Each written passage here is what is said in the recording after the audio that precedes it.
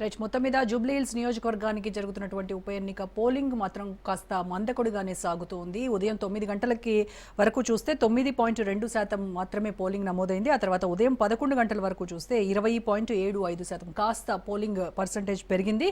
ఇక మధ్యాహ్నం 1 గంట వరకు చూస్తే 31% మాత్రమే పోలింగ్ నమోదైంది. ఈ 1 గంట వరకు కూడా ఓటు హక్కు వినియోగించుకున్న వాళ్ళలో ఎక్కువగా మహిళలు, యూత్ ఉన్నారు. ప్రస్తుతం అంటే 3 గంటల ఈ ప్రాంతంలో మొత్తం మీద 35 నుంచి 40% వరకు పోలింగ్ నమోదవ్వచ్చు అనేది ఒక అంచనా ఉంది. సో ఓవరాల్గా చూస్తే అక్కడక్కడ చిన్న ఉద్రిక్తతలు మినహా పోలింగ్ మాత్రం ప్రశాంతంగానే సాగుతోంది. బోరబండ, రహమత్ నగర్లో కొన్ని చోట్ల ఉద్రిక్తతలు ఎదురయ్యాయి. అలాగే బీఆర్ఎస్ ఏజెంట్లపై దాడులు కావచ్చు, పంపిణీకి సంబంధించి ఆరోపణలు, వీటికి సంబంధించి ఎన్నికల సంఘం ఇప్పటివరకు 3 ఎఫ్ఐఆర్లు నమోదు చేసింది. ఇక భద్రతా ఏర్పాట్లను కనుక మనం చూసినట్టయితే దాదాపు 5,000 మంది పోలీసులు, సెంట్రల్ ఫోర్సెస్ సిఐఎస్ఎఫ్, సిఆర్పిఎఫ్ ఇలా మొత్తం అందరూ కూడా తమ తమ విధులను నిర్వర్తిస్తున్నారు. 226 సెన్సిటివ్ పోలింగ్ బూత్లకు వీళ్ళంతా కూడా అక్కడ మోహరించబడ్డారు. అక్కడ సెక్షన్ 144 కూడా అమల్లో ఉంది. డ్రోన్ సర్వేలెన్స్, అలాగే 900 సీసీటీవీ కెమెరాలతో రియల్ టైం మానిటరింగ్ కూడా ఈసారి జరుగుతోంది. ప్రతి బూత్కు 4 బ్యాలెట్ యూనిట్లు, అలాగే వీవీప్యాట్లు, అలాగే వికలాంగులకి, వృద్ధులకి వీల్ చైర్లు సదుపాయము, షామ్యానాలు, తర్వాత వెబ్కాస్టింగ్ అన్ని బూతులకు కూడా ఎన్నికల అధికారులు కల్పించారు సౌకర్యాలన్నీ. తర్వాత ప్రముఖులు కూడా చాలా ఓపిక్గా వచ్చి క్యూ లైన్లో నిలబడి మరీ వాళ్ళు ఓటు హక్కు వినియోగించుకున్నారు. వాళ్ళలో మనం చూస్తే ఎస్ఎస్ రాజమౌళి వాళ్ళ ఫ్యామిలీ మెంబర్స్తో సహా వచ్చారు. అలాగే గోపీచంద్, ఇంకా తర్వాత తనికెళ్ల భరణి, వీళ్ళందరూ కూడా వచ్చి తమ తమ ఓటు హక్కును వినియోగించుకున్నారు. ఇక ప్రధాన అభ్యర్థులు కూడా ఈరోజు ఉదయమే వాళ్ళ ఓటు హక్కును వినియోగించుకున్నారు. మాగంటి సునీత, నవీన్ యాదవ్, దీపక్ రెడ్డి వీళ్ళందరూ కూడా తమ ఓటు హక్కును వినియోగించుకున్నారు. అయితే ఇక్కడ ఇంట్రెస్టింగ్ విషయం ఏంటంటే మొదటి మహిళా ఓటరు 90 ఏళ్ల వృద్ధురాలు ఓటు వేసి చాలామందికి ఇన్స్పైరింగ్గా నిలిచారు. ఆవిడని చూసన్నా అన్నీ సక్రమంగా ఉన్న వాళ్ళు, దివ్యాంగులు కూడా వచ్చి వీల్ చైర్లలో వచ్చి తమ ఓటు హక్కును వినియోగించుకుంటుంటే మరి కాళ్ళు చేతులు అన్నీ సక్రమంగా ఉండి ఓటు హక్కు వినియోగించుకుని వాళ్ళని మనం ఏమనాలి అనేది ఇక వాళ్ళకే వదిలేద్దాం. రైట్, దీనికి సంబంధించి పూర్తి ఇన్ఫర్మేషన్ మా ప్రతినిధి మధు లైవ్లో అందిస్తారు. సో మధు, మొత్తం మీద 3 గంటల తర్వాత కాస్త పోలింగ్ పెరిగేటువంటి ఛాన్స్ ఉందా? ఏం చెప్తున్నారు ఎన్నికల అధికారులు? క్యూ లైన్లలో ఉంటున్నారా? లేదు అని అంటే ఏదో నామకే వస్తే జరుగుతోందా పోలింగ్ శాతము? ఎలా ఉంది? లాస్ట్ 2023 పోలింగ్తో పోలిస్తే ఈసారి పెరుగుతుందా, తగ్గుతుందా? ఎలాంటి అంచనాలు ఉన్నాయి? బేసిక్గా ఒకటి ఉంటుంది, తెల్లారిందా, నిద్ర లేచామా, మన పనులు చూసుకున్నామా, మళ్ళీ పడుకున్నామా, ఇది అందరూ చేసేటటువంటి పని. కానీ ఈరోజు ఆ పనులలో ఒక ముఖ్యమైనటువంటి పని ఉంది, అదే ఓటు వేయడం.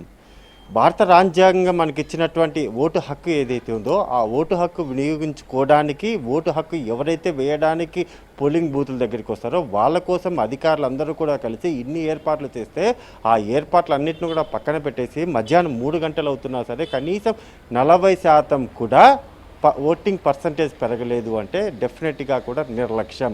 చూద్దాంలే, ఓటు తర్వాత వేద్దాంలే అంటారు కదా, ఆ విధంగానే మారిపోయింది. అసలు వేస్తారో లేదో తర్వాత సంగతి.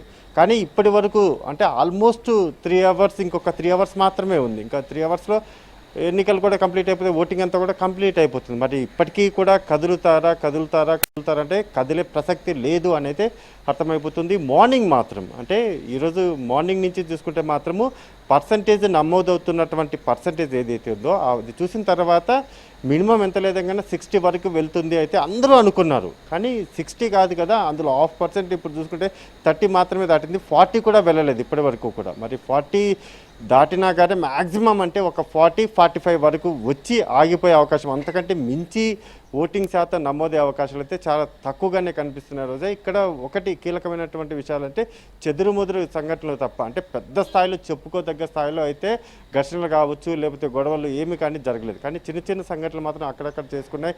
బీఆర్ఎస్, కాంగ్రెస్ పార్టీలకు సంబంధించినటువంటి నాయకులు ఒకరి మీద ఒకరు ఫిర్యాదులు చేసుకున్నారు. ఆ ఫిర్యాదులు కేసులు కూడా నమోదు చేస్తారా, ఈసీ ఎటువంటి యాక్షన్ తీసుకోబోతుంది అనేది తర్వాత సంగతి. కానీ ఇది ఒకటైతే ఖచ్చితంగా పిలుపునివ్వాలి. చాలా కీలకమైనటువంటి ఓటింగ్ ఏదైతే ఉందో అది ఏ పార్టీకి వేస్తారా వేస్తారా, ఏ పార్టీకి వేయరా, లేకపోతే ఏ పార్టీని కాదనుకుంటే తర్వాత సంగతి. కానీ ఓటు హక్కు అనేది ఏదైతే ఉందో అది వినియోగించుకోవాలి అని ఎలక్షన్ కమిషన్ నెత్తి నోరు పట్టుకొని ఇప్పటి వరకు కూడా అనేక సార్లు కూడా వాళ్ళు చెప్తూ వచ్చారు. అంటే ఇది పుట్కా కూడా ఉప ఎన్నికలు కావచ్చు, ఎన్నికలైనా సరే దీనికి సంబంధించి ఓటింగ్ వేయండి అని చెప్తున్నప్పటికీ కానీ ప్రముఖులందరూ కూడా వచ్చారు. ప్రముఖుల్లో చాలామంది రాలేదు, ఇంకా ప్రముఖులు మొత్తం ఆల్మోస్ట్ అందరూ కూడా వచ్చారు అనుకోలేదు. ప్రముఖుల్లో కూడా ఓటు వేయాల్సినటువంటి వాళ్ళు ఇంకా చాలామంది ఉన్నారు, వాటి పేర్లు కూడా మనం చెప్పొచ్చు. కానీ ఇంకా టైం ఉంది కాబట్టి పోలింగ్ అయిపోయిన తర్వాత వాళ్ళు వస్తారా రారా అనేది అప్పుడు మనం బయట చెప్పాలి. కానీ ఇప్పటి వరకు మాత్రం ప్రముఖులు ఎవరైతే ఉన్నారో ప్రముఖులు ఎందుకు ఇలాంటి ఆలోచన ధోరణి ఎందుకు ఉంటుంది వీళ్ళలో? ఓటింగ్ డేని ఏదో ఒక హాలిడే లాగా ఎంజాయ్ చేయాలి అంతే చూస్తున్నారు తప్ప నిజంగా ఇది మనకి రాజ్యాంగం కల్పించినటువంటి ఒక హక్కు, ఇది ఒక బాధ్యత.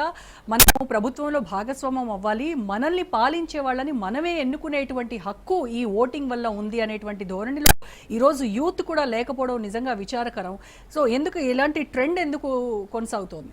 అంటే వాళ్ళకి ప్రభుత్వం పైన ఉన్నటువంటి ఎవర్షనా, లేకపోతే ప్రస్తుత పాలిటిక్స్ చూసి వాళ్ళకి అసహ్యం వేస్తోందా, ఏంటి వాళ్ళ వెర్షన్? అంటే బేసిక్గా యూత్ ఎవరైతే ఉంటారో మూడు రకాలుగా మనం చూసుకుంటే మాత్రం యూత్ ఒకరు, అన్ఎంప్లాయ్మెంట్ ఒకరు, ఏజ్డ్ పీపుల్ ఒకరు. వీళ్ళ ముగ్గురుగా మన కేటగిరీలు తీసుకుంటే ఏజ్డ్ పీపుల్ ఖచ్చితంగా కూడా వాళ్ళకంటూ ఒక క్లారిటీ ఉంటుంది. ఏ పార్టీకి ఓటు వేయాలి, ఏ పార్టీకి ఓటు వేస్తే మంచి జరుగుతుంది అనేది అదొకటి ఉంటుంది. యూత్ ఎవరైతే ఉంటారో వాళ్ళు అసలు ఓటింగే మాకు వద్దు, ఓటింగ్ ఎవరు గెలిచేంది ఎవరు గెలవకపోతే మాకేంటి అనేది వాళ్ళకు ఒక క్లారిటీ ఉంటుంది. ఈ అన్ఎంప్లాయిడ్ ఎవరైతే ఉంటారో వాళ్ళు కూడా ఏ గవర్నమెంట్ వస్తే మనకు మేలు జరుగుతుంది, ఎవరి వల్ల మనకు ప్రయోజనాలు జరుగుతాయి అనేది వాళ్ళకు ఒక క్లారిటీ ఉంటుంది. మహిళల విషయానికి వస్తే మాత్రం వాళ్ళు పూర్తి క్లారిటీతో ఉంటారు. ఓటు హక్కుకు సంబంధించి ఏ ప్రభుత్వానికి ఓటు వేస్తే మన ఇంటిలో దీపం మంచిగా ఉంటుంది అనే దానికి సంబంధించి వాళ్ళు క్లారిటీగా ఉంటారు. అయితే ఇక్కడ మహిళలు ఇప్పుడు జరుగుతున్నటువంటి జూబ్లీ హిల్స్ ఉప ఎన్నికలు ఏవైతే ఉన్నాయో అందులో మహిళలు ఎక్కువగానే పాల్గొంటున్నారు. పురుషుల కంటే మహిళల సంఖ్య ఎక్కువగా పెరుగుతుంది. అయితే మహిళల పక్కన పెడితే యువత ఎవరైతే చూసుకున్నారో అమ్మాయిలు కావచ్చు, అబ్బాయిలు కావచ్చు, వీళ్ళు మాత్రం కదలట్లేదు. ఎక్కడా కూడా పోలింగ్ బూత్లలో చాలా తక్కువగా కనిపిస్తున్నారు యూత్ మాత్రం. ఎందుకు అనుకుంటే డెఫినెట్గా కూడా ఇదొక హాలిడే. ఇంతకుముందు మీరు చెప్పినట్టుగానే ఇదొక హాలిడే. ఉదయానికి వెళ్ళి ఎలాగూ ఉదయాన్ని వెళ్ళి మళ్ళీ సాయంత్రం వరకు వచ్చేయచ్చు. సాయంత్రం వచ్చిన తర్వాత మళ్ళీ రేపటి నుంచి మన యాస్టీజ్ ఏదైతే వర్క్స్ ఉంటాయో ఆ పనులన్నీ కూడా చేసుకోవచ్చు.